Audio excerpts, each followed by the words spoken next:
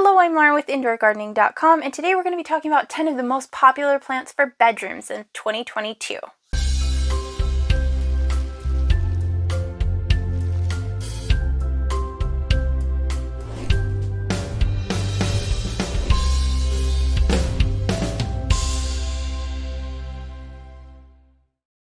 Whether you are into styling with plants or just love plants so much that you want them to surround you 24/7, there is going to be a plant on this list for you today.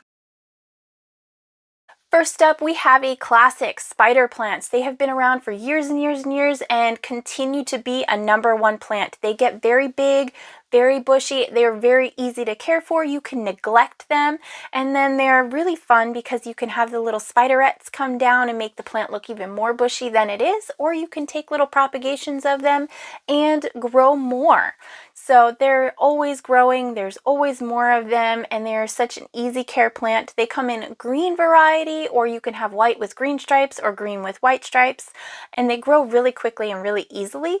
So definitely cannot recommend this one enough. They are always a personal favorite, especially for placing on a table or for putting in some type of hanging basket, especially near windows where the light will shine in and really highlight how bushy the plant is. Next up, we have another classic, Monstera Deliciosa. This comes in a variety of sizes. You can get ones with fenestrations, ones without fenestrations. Monstera Deliciosa in particular is the one that you are going to see in bedrooms the most. They grow very big, very quickly, but you can chop them and shape them and have them take up as much or as little space as you would like them to. So they will take up a lot of vertical space because they are climbers. They like to be on poles or on boards, but if you don't have them on poles or boards, they'll get wide really quickly. They'll take up a lot of the horizontal space as opposed to the vertical space for you. And they are definitely an imposing plants. They will let their presence be known. They're normally the first plant you notice, the first thing you notice as soon as you walk into a room. Definitely a statement plant. This next one probably comes as no surprise. Ficus, fiddle leaf figs. You will see them in almost every single photo if you Google bedrooms online. It doesn't matter what year. It's been 20 years. They're still in every single picture. They are still really, really popular. They even come in a smaller bambino form now, so they don't grow too big. They don't get super huge and take over the entire space. They are trees though. They definitely love lots and lots of light, water when dry. They're very easy care plants for the most part, as long as you water them regularly and give them as much light as possible. So they're definitely very popular, classic style plant that's never going to go out of style. It's clearly been years and years, and they are just going to keep on sticking around. Snake plants, also known as Sansevieria, and they have been reclassified to Dracaena now, will always be around. They are very tall and vertical. You can get short, stubby ones. They tend to go in the classic terracotta pots because they'll rot if you give them too much water. But if you get the bigger ones, they tend to go in wicker baskets and take up a lot of floor space as well as the vertical space at the same time. So really, really popular plant, fits in a variety of different locations, is a slow grower. So when you place it somewhere, it's going to stay that size for quite a while. And you don't have to worry about giving it too much light or too little light. Really, as long as there is just some light coming in the room, that plant will be okay. So it fits in a variety of different styles of rooms and a lot of different aesthetics as well.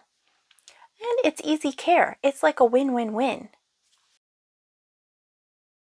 Another plant that tends to be in a terracotta pot and fits that kind of white and cream and terracotta and wicker aesthetic is going to be the aloe plant. They can get rather large rather quickly, so don't plan on this staying too small for too long unless you chop it back. If you get the medicinal aloe, it's also really great for cuts and bruises and just little bumps and boo-boos along the way. So if you have children and you're a parent, you're looking for a plant that does multiple purposes as well as fits an aesthetic, this is a golden plant to have. Also, it loves to dry out. You just feel the leaves. If it gives a little bit and feels a little squishy instead of more firm, then go ahead and give it some water. They do grow in a rosette style mostly and grow from the center. So you can always see new little light green growth peeking out from the center, which is just really cool to watch. It's really fun for everybody. There are certain varieties that are pokey though. They have their little spines in the side similar to a cacti, so you do want to be aware of that. The medicinal aloe does not though, and that is the one that I see the most often in these types of bedrooms. This one is for bedrooms with a lot of light. So if you have those big windows with the white flowing curtains, this plant is going to do so well in there. Hoyas in general love lots of light. You can get them big for really expensive now, and you can just hang them either on your bed or on your windows. You can hang them on the walls, or they make really great statement pieces on bookshelves if you have them in there. They will have really thick kind of succulent leaves. They like to dry out, so you don't have to water them all the time. So if you're laying there at the end of the day and you're thinking, wow, I should water my plants, this plant will be okay if you don't. It will totally be fine. Hoyas in general don't need a lot of water, especially the really popular, more inexpensive varieties that are out in the big baskets nowadays. And they just look so cool hanging in the window. They'll even sun stress if you give them enough light, so you can end up with a green, white, and pink plant. If you get something along the lines of a Hoya Crimson Princess or a Hoya Crimson Queen, then you have Hoya pubicalis, which just grows really quickly and has these beautiful green leaves. You can also get something along the lines of a Hoya Sunrise, and that will have these beautiful red leaves when they get a lot of sun stressing, and they can trail or they can climb, and you can make them fit whatever aesthetic it is going to need. As long as you give them enough light, they will be happy.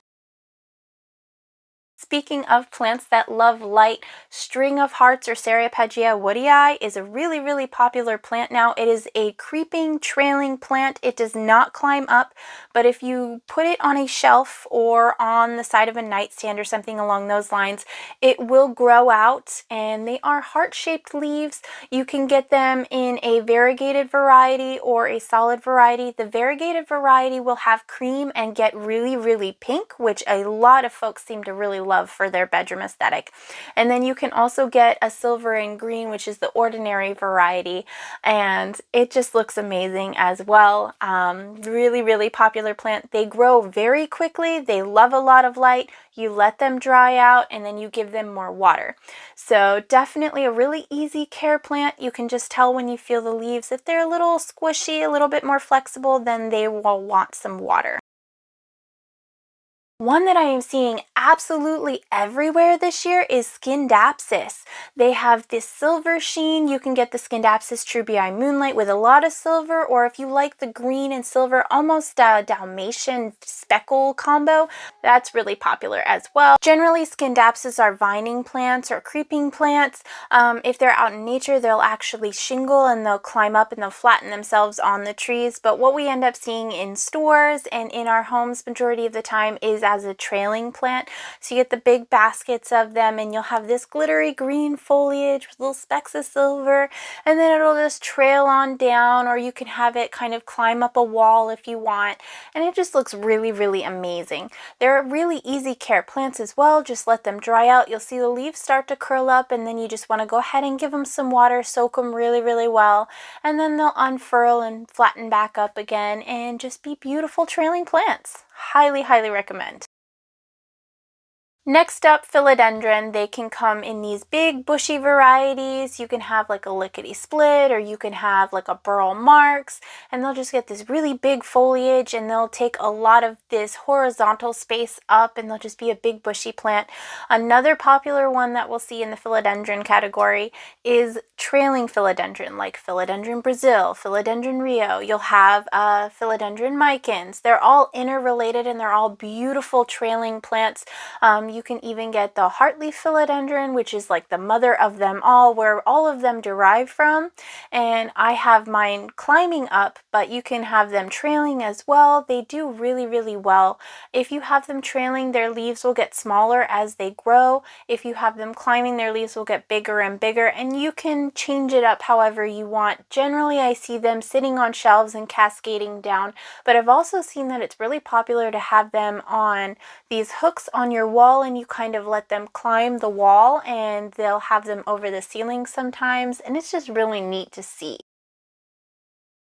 Palms are really, really popular. They generally are seen as these really big, bushy plants, but you can also find the smaller ones sitting on nightstands and little tables. They're also really great for bookshelves. They don't need a lot of light. Generally, they would prefer more light over less light, though. If you can give them a lot of sun, they're going to be a lot happier for you, especially these bigger plants. I've been seeing these big palms kind of placed in corners or on tables, and they just add a presence, similar to the Monstera in the sense that they're the first thing you look at when you enter a room, and they're just really, really cool looking. But because they're a whole bunch of smaller leaves all clumped together, they add a bit of an airiness and a whole extra textural layer into a room. And a lot of times they will be the only plant in the room, and it's a big statement piece.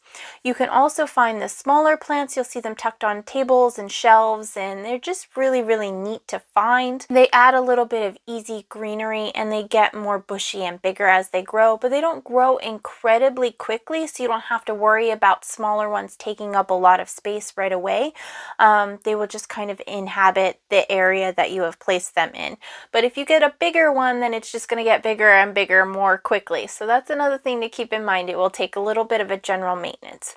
When you're taking care of the palms in your bedroom, just water them when they're dry. It's really simple, really easy. They don't need a lot of water. They don't need a lot of care. If you get something like a ponytail palm where it has a big, thick, woody trunk, then it's definitely not going to need to be watered more often. Something small like a Bella palm is going to need more water more often because they have these thinner stems. But as soon as the soil's dry, just go ahead and water them and they will be fine for you. It's just an amazing plant.